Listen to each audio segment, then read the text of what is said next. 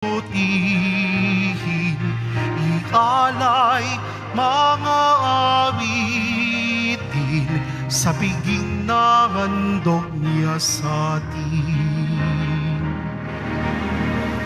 Sa ngalan ng Ama, ng Anak at ng Espiritu Santo. Amen. Sumainyo ang Panginoon. At sumairin. Mga kapatid, tinipon tayo bilang kaanib na angkan ng Diyos. Kaya dumulog tayo sa maawaing Panginoon na nagpapatawad ng lubos. Sinugong tagapagpagaling sa mga nagsisisi, Panginoon, kaawaan mo kami. Panginoon, kaawaan mo kami. Dumating na tagapag-anyayang mga makasalanan ay magsisi, Kristo, kaawaan mo kami. Kristo, kaawaan mo kami. Nakaluklok ka sa kanan ng Diyos Ama para ipamagitan kami. Panginoon, kaawaan mo kami. Panginoon, kaawaan mo kami. Kaawaan tayo ng makapangyarihan Diyos. Patawarin tayo sa ating mga kasalanan at patnubayan tayo sa buhay na walang hanggan. Amen. Manalangin tayo.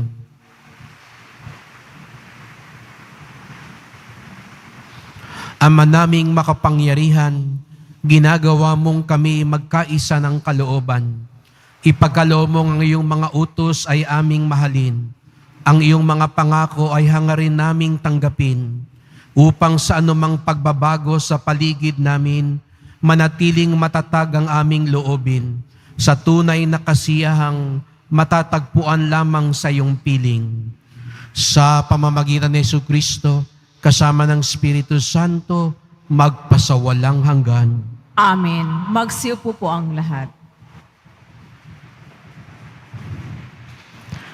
Pagbasa mula sa unang sulat ni Apostol San Pablo sa mga taga-Tesalonika. Tiyak na natatandaan ninyo, mga kapatid, kung paano kami gumawa at nagpagal araw-gabi para hindi kami maging pasanin ni numan, samantalang ipinahayag namin sa inyo ang mabuting balita. Saksi namin kayo at gayon din ng Diyos na kami ay tapat, mabuti at ganap sa pakikitungo sa inyo ng mga sumasampalataya. Tulad ng alam ninyo, kami naging parang ama ng bawat isa sa inyo. Pinalakas namin ang inyong loob. Inaliw kayo at hinimok na mamuhay ng tapat sa paningin ng Diyos na humirang sa inyo upang makahati sa kanyang kaharian at kaluwalhatian. Ito pa ang lagi naming ipinagpapasalamat sa Diyos nang iparangal namin sa inyo ang kanyang salita. Tinanggap ninyo ito bilang tunay na salita ng Diyos at hindi ng tao. Ano pat ang bisa nito'y nakikita sa buhay ninyong mga sumasampalataya. Ang salita ng Diyos. Salamat sa Diyos. Ako'y iyong sinisiyasat. Kilala mo akong ganap. Ako'y iyong sinisiyasat. Kilala mo akong ganap. Saan ako magpupunta upang ako'y makatakas? Sa banal mong espiritu'y hindi ako makaiwas. Kung ang langit ang puntahan ko, piyong ikaw'y naroroon, sa Sheol ay naroon ka, kung doon ako manganganlong. Ako'y iyong sinisiyasat. Kilala mo akong ganap. Kung ako ay makalipad, umiwas na pasilangan, o kaya ang tirahan ko'y ang duluhan ng kanluran. Piyong ikaw ay naroon upang ako'y pangunahan. Matatagpo kita roon upang ako ay tulungan. Ako iyong sinisiyasat. Kilala mo akong ganap. Kung ang aking pagtaguan ay ang dilim na pusikit, padiliming parang gabi ang liwanag sa paligid. Maging ito sa kadiliman, sa iyo ay hindi dilim, at sa inyo yaong gabi parang araw na maningning. Ako iyong sinisiyasat, kilala mo akong ganap. Magsitayo na po ang lahat.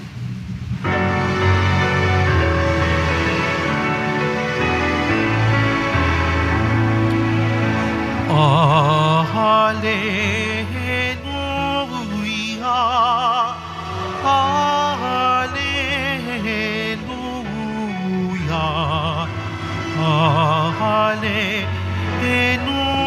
Hallelujah, Hallelujah.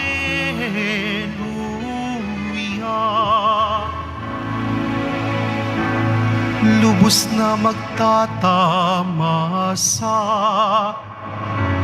ng pag-ibig ng Diyos Ama, ang sumunod sa anak niya.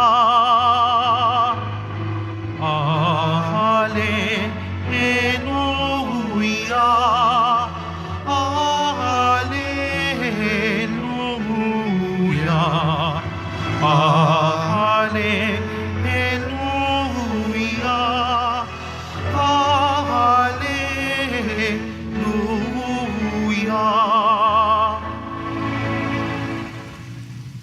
Sumainyo ang Panginoon. At sumairi. Ang pagpapahayag ng mabuting balita ng Panginoon ayon kay San Mateo. Papuri sa iyo, Panginoon. Noong panahong iyon, sinabi ni Jesus, "Sa aba ninyo mga eskrib at mga pariseyo, mga mapag-imbabaw, katulad ninyo'y mga libingang pinaputi, magaganda sa labas, ngunit sa loob ay puno ng kabulukan at buto ng mga patay. Ganyang-ganyang kayo. Sa paningin ng tao, mabuti kayo, ngunit ang totoo, punong-puno kayo ng pagpapaimbabaw at kasamaan.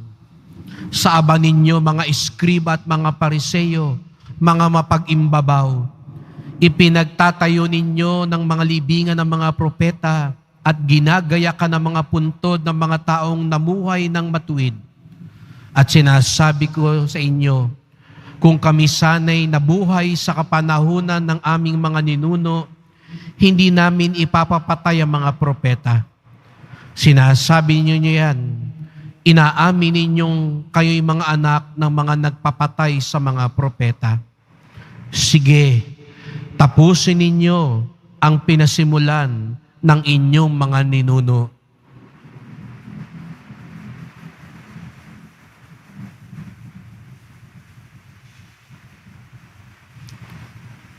Ang mabuting balita ng ating kaligtasan.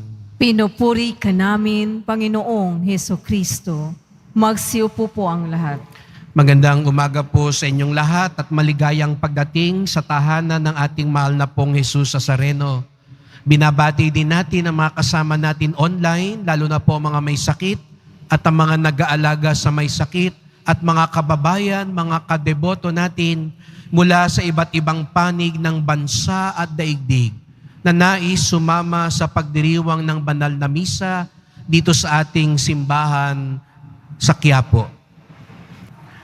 Tiyempo naman sa Ebanghelyo ngayon, medyo mainit pa rin ang ulo ni Jesus Nazareno sa mga eskriba at pariseyo at sinabi niya at binalaan niya, huwag kayong tutulad sa mga eskriba at pariseyo dahil para daw silang mga libingang pinaputi, magaganda sa labas, ngunit sa loob ay puno ng kabulukan at buto ng mga patay. Sana po, lalo na kapag tayo nasa simbahan, nakikita natin ang kagandahan ng altar, ang gayak, ang marangal na mga palamuti. Huwag sana ito magturo lang sa atin na gandahan ang panlabas. Kaya nga kagabi o kaninang madaling araw, sabi ko sa ating mga katuwang dito sa simbahan, linisin pati likod. Kasi hindi pwedeng maganda lang yung harap, tapos sa likod ay madumi. Yun yung sinasabi ni Jesus Nazareno. Ayaw na nung labas lang ang maganda, pero parang libingan, maputi, makinang, pero sa loob ay bulok. Hindi daw dapat ganun tayo. At yun ang tukso sa ating mga Kristiyano, na maganda yung panglabas, yung nakikita ng mga tao. Sana po hindi ganun ang sumalamin sa ating diwa kapag nakita tayo ng mga maganda sa simbahan. Sapagkat hindi lang yung panglabas ang mahalaga. Maganda po ang maganda. Mahalaga ang maganda. Ang kumikinang. Napansin nyo ba? Kumikinang ngayon. Bagong paligo yung mga anghel natin ngayon. Pero ito'y sana magpaalala, hindi lang nang dapat, no? Siguro iba sa atin, di ba? Kanina sa salamin, ang tagal mo sa salamin. Pero sa totoo lang, di ka pa naliligo, no? Nagpabango ka na lang. Pero alam mo, hindi pa lubos na malinis. Hindi ho ganun ang kalinisan na sinasalamin ng altar. Bagkus, ipinapakita sa atin, lalo na ang pinananahanan ni Jesus sa Nazareno, dapat gumaganda, kumikinang ang labas at lalo na ang loob.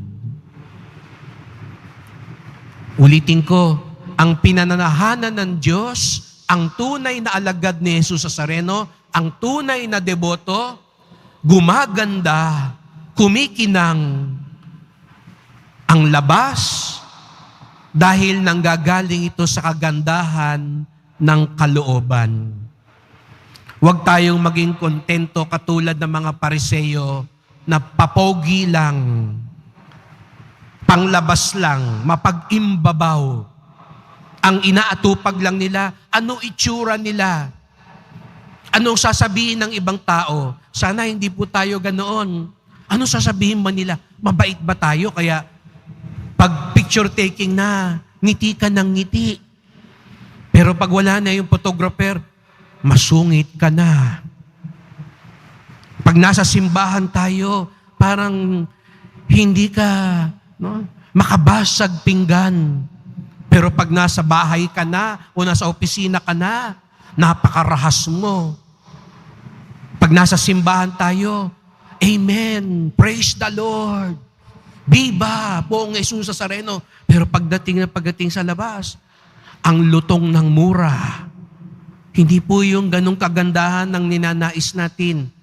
Hindi natin pinaganda ang altar para sabihin lang, dapat maganda ang panglabas, kundi kaya siya maganda kasi nandyan si Jesus sa Nazareno. Kaya kapag nasa ating buhay, tunay na nagahari, nananahan si Jesus sa Nazareno, gumaganda tayo. Sana yun ang maging paalala ng ating pinalinis, pinaganda at pinakinang na altar. Na kapag nandyan si Jesus sa Nazareno sa iyo, sa kalooban mo, ang tunay na kagandahan ang lalabas. Yun din po yung sinabi sa akin nung naglilinis. Sabi nga po nung naglinis, yung magulang pa niya, ang naglinis din daw nung marmol at altar ng Quiapo. Kaya tuwa po siya dahil yung pamilya pa rin nila. Siya ngayon yung nagmana nung paglilinis.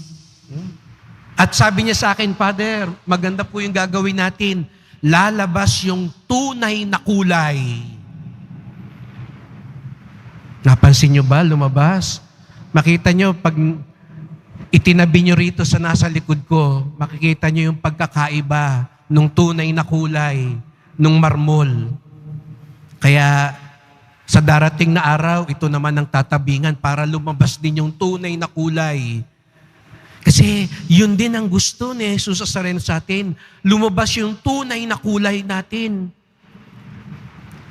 Hindi yung panglabas. Kundi ano ba yung nasa loob, yung tunay na kulay. At ano ba ang tunay na kulay natin? Hindi tayo nagpapakabait para magpakitang gilas sa ibang tao. Hindi tayo naggagawa ng maganda para hangaan lang ng ibang tao. Sa darating na araw, uso na yan. Maraming makikipagkamayan na naman sa atin. No? Marami na naman ang magsasabing, ako ang tunay na tagapaglingkod. Ako ang tunay na mabuti. Pero sana bago dumating yung kampanya, nakita nyo na yung tunay na kulay. At yun ang tawag sa ating lahat, mga Kristiyano, mga tagasunod ni Jesus Nazareno, palabasin ng tunay na kulay. Sana ganun din ang maalala ninyo kapag nakita nyo yung altar. Lumabas ang tunay na kulay ng altar, lumabas din ang tunay na kulay ng bawat isa sa atin. At ano ba ang tunay nating kulay? Tayo'y mga anak ng Diyos. Likas sa atin ng kabutihan, hindi para magpalabas, kundi yun yung biyayang ipinagkaloob sa atin simula pa nung tayo'y binyagan. Hindi tayo yung sinasabi na social media. Di ba laging naririnig natin minsan, magpakatotoo ka lang. Kaya may ibang mga tao, ganun ang katwiran, Father, galit ako at hindi ako naiyang ipakita ang galit ako kasi nagpapakatotoo lang ako. Ayoko nang ngiti kasi gusto kong magpakatotoo, kaya nakasimangot ako lagi. Pero hindi naman yan yung totoong ikaw eh. Ang totoong ikaw, hindi yung pakiramdam mo, kung hindi yung papaano ka nilikha ng Diyos. Kaya nga, sa unang pagbasa, nakita natin na paano sinabi ni San Pablo, kami ay tapat, mabuti at ganap sa pakikitungo sa inyo. Sapagkat ganoon tayo nilikha ng Diyos. Nilikha tayo ng Diyos na maging magalang, maging mapagmalasakit, maging matulungin, maging mapaglingkod. Hindi natin kailangang panglabas lang ito kasi ito'y nanggagaling sa kalooban natin. Yung nga lang, katulad nung nangyari sa altar, sa pagdaan ng taon, ang dami nang tumakip, dumumi. Diba? Kaya tinanggal natin yung mga libag. Tinanggal natin yung dumi para lumabas yung tunay na kulay. Ganon din ang buhay natin, mga Kristiyano. Kaya nga tayo nangungumpisal, nagsisimba, nagdarasal, humihingi ng tawad para matanggal yung libag ng kasalanan, yung dumi ng kasamaan, para lumabas uli yung tunay nating kulay. Kaya sa paghanga natin sa magandang at malinis at magarang altar, sana po wag tayong huminto sa altar. Sana pag-uwi nyo, masabi nyo, uy, ang ganda ng altar sa Quiapo uli. Sana mas mapalalim natin yung masabi natin, paggandahin ko rin ang aking buhay sapagkat tayo rin ay templo ng Diyos. Uy, lumabas na uli yung tunay na kulay ng marmol. Sana lumabas din yung tunay na kulay natin bilang mga anak ng Diyos, bilang kapatid ni Jesus Nazareno. Sapagkat kapag nangyari yun, tunay na kagandahan, tunay na pagpapala, tunay na biyaya na nanggagaling sa Diyos sa pamamagitan ni Jesus Nazareno ang naipapakita natin at naisasabuhay natin bilang kanyang mga tagasunod.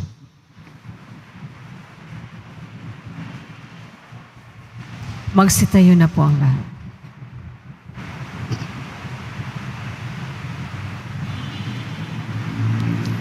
Minamahal ko mga kapatid, hilingin natin sa Panginoon na tulungan tayo maging tapat sa ating mga kilos.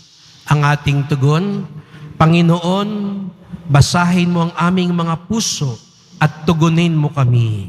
Panginoon, basahin mo ang aming mga puso at tugunin mo kami. Sa ating buhay bilang bayan ng Diyos, naway matugunan natin ang mga hamon ng Ebanghelyo sa pamamagitan ng ating tapat na pagsaksi. Manalangin tayo. Panginoon, basahin mo ang aming mga puso at tugunin mo kami.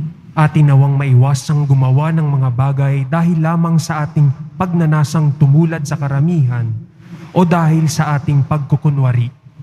Manalangin tayo.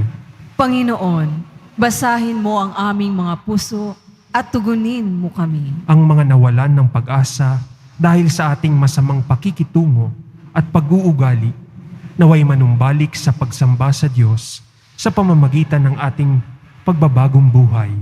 Manalangin tayo. Panginoon, basahin mo ang aming mga puso at tugunin mo kami. Ang mga may sakit, naway makita ang mapagpagaling na kamay ng Diyos sa kanilang mga dinaranas na mga pagsubok at paghihirap. Manalangin tayo. Panginoon, basahin mo ang aming mga puso at tugunin mo kami. Ang mga yumaos sa buhay na ito naway tanggapin sa walang hanggang kalwalhatian. Manalangin tayo. Panginoon, basahin mo ang aming mga puso at tugunin mo kami. Tahimik nating idulog ang iba pa nating mga kahilingan.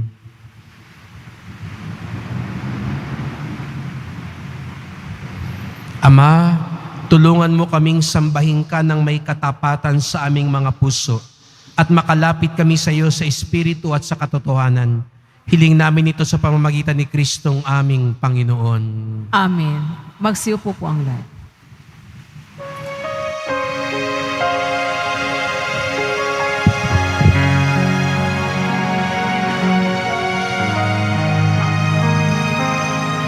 Itong alak at tinapay ay handog sa'yo, Ama.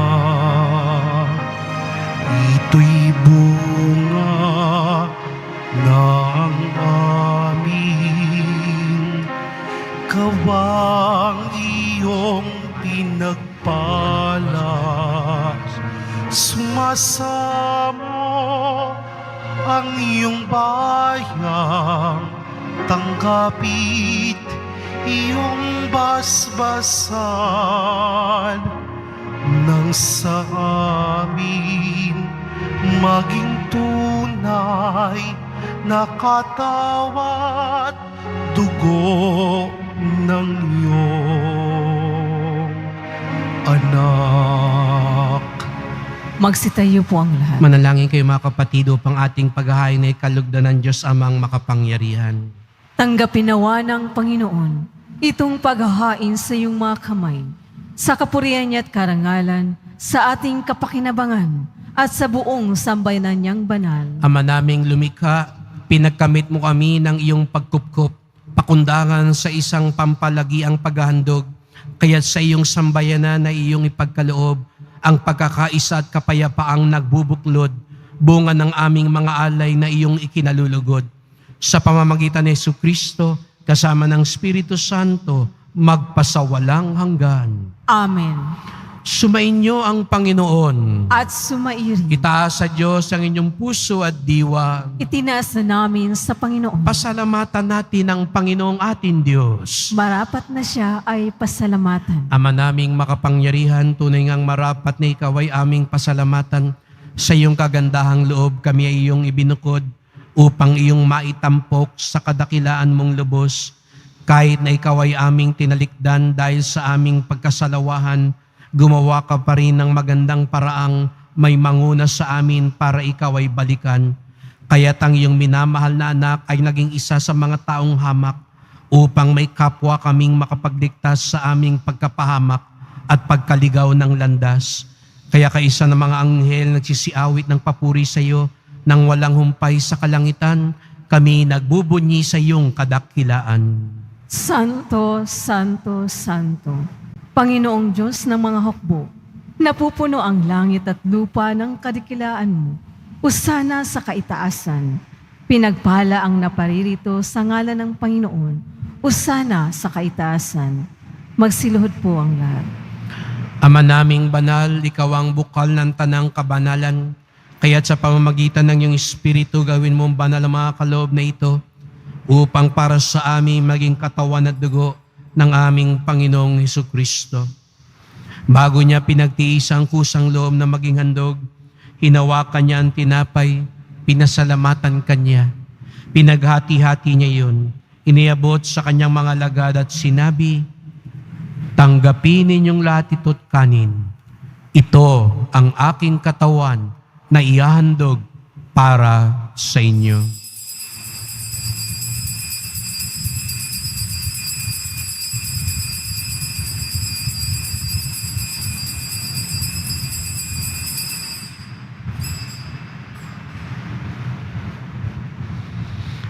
Gayon naman nang matapos ang hapunan, hinawakan niya ang kalis, muli kanyang pinasalamatan. Iniabot niya ang kalis sa kanyang mga alagad at sinabi, "Tanggapin ninyong lahat ito't inumin. Ito ang kalis ng aking dugo, ng bago't walang hanggang tipan. Ang aking dugo na ibubuhos para sa inyo at para sa lahat, sa kapagpapatawad ng mga kasalanan. Gawin niyo ito sa pag-alaala sa akin."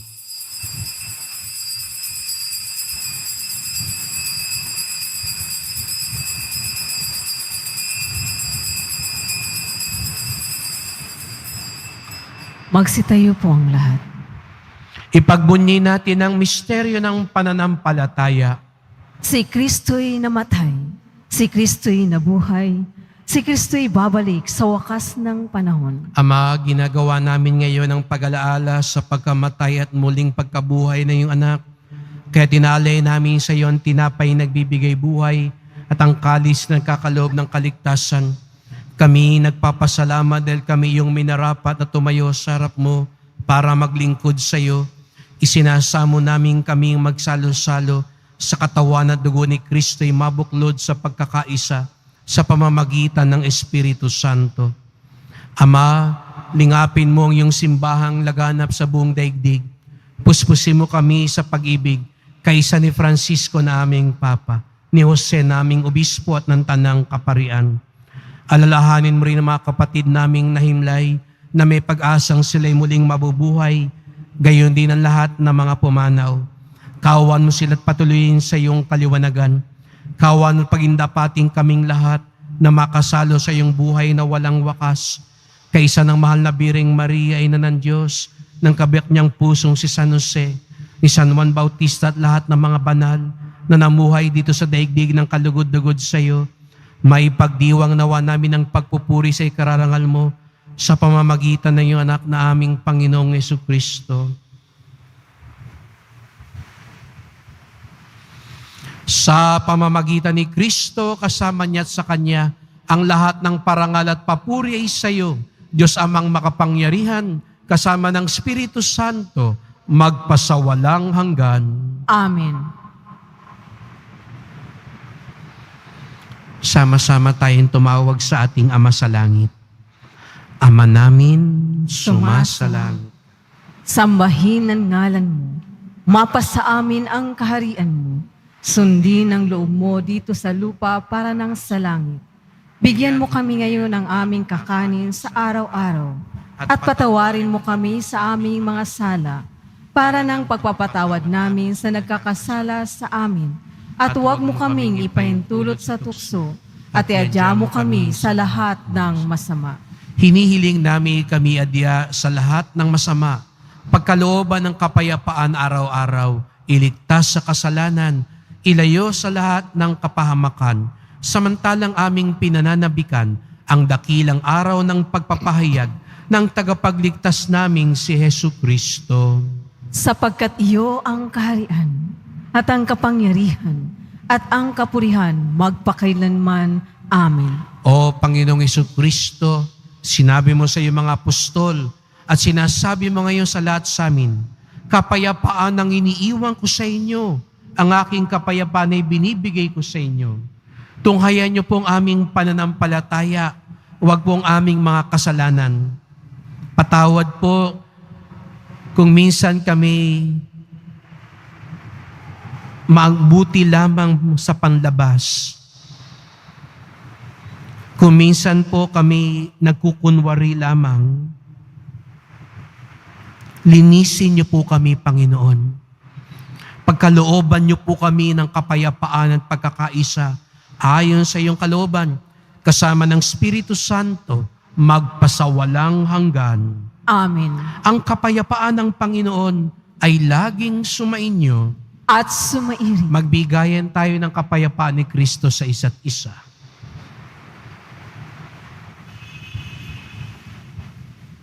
Kordero ng Diyos na nag-aalis ng mga kasalanan ng sanlibutan, maawa ka sa amin. Kordero ng Diyos na nag-aalis ng mga kasalanan ng sanlibutan, maawa ka sa amin. Kordero ng Diyos na nag-aalis ng mga kasalanan ng sanlibutan, Ipagkaloob mo sa amin ang kapayapaan. Magsiluhod po ang lahat.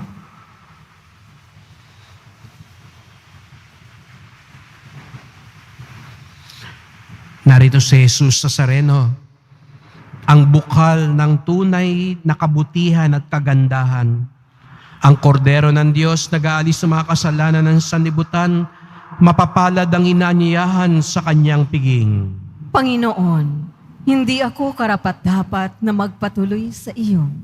Ngunit sa isang salita mo lamang ay gagaling na ako.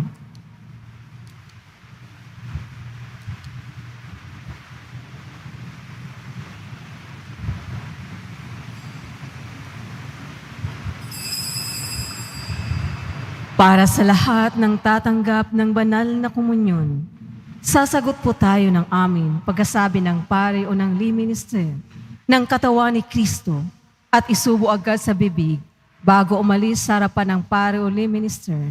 Sumunod po tayo. Maraming salamat po.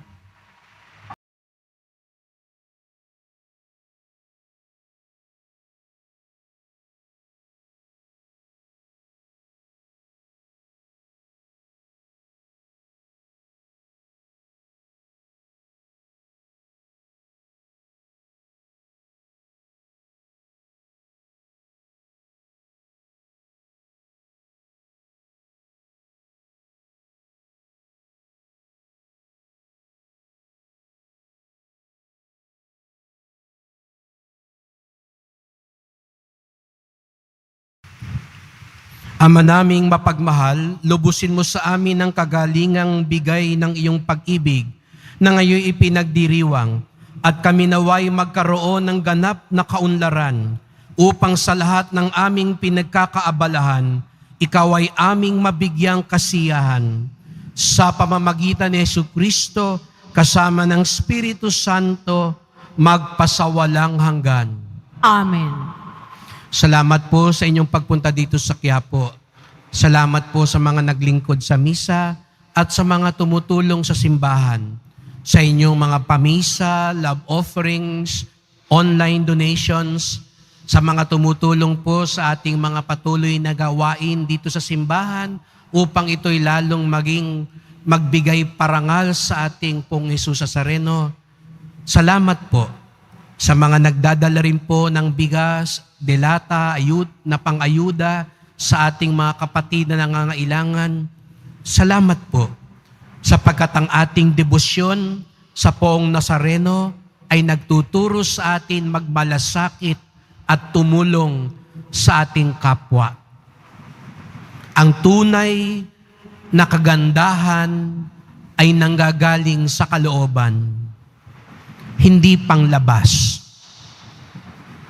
Tayo ay nagpapakabuti sapagkat ito ang tunay na kulay natin. Tayo'y mga kapatid ni Jesus Nazareno. Sumainyo ang Panginoon. At sumayin. Mahal na pong Jesus Nazareno, inihayag mo sa pamamagitan ng krus ang walang maliw na pag-ibig ng Diyos sa sangkatauhan.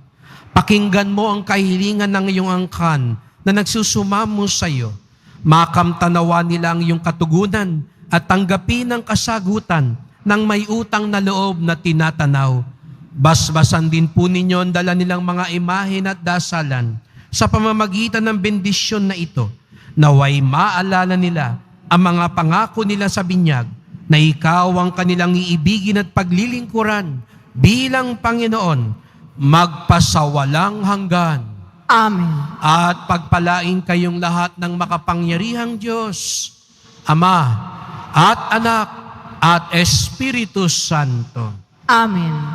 Humayo kayong taglay ang kagandahan at kabutihan ng Poong Jesus Nazareno. Salamat sa Diyos.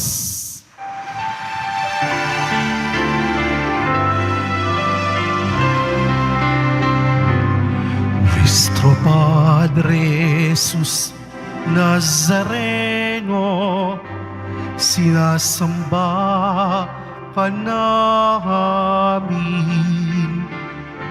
pinipintuho ka namin, aral mo ang aming buhay at kaligtasan. Nuestro Padre Jesus Nazareno, iligtas mo kami sa kasalanan. Ang krus mong kinamatayan ay sagisag ng aming kaligtasan. Nuestro Padre Jesus Nazareno, dinarangal ka namin. Nuestro Padre Jesus Nazareno, ninulwalhati ka namin. Nuestro Padre Jesus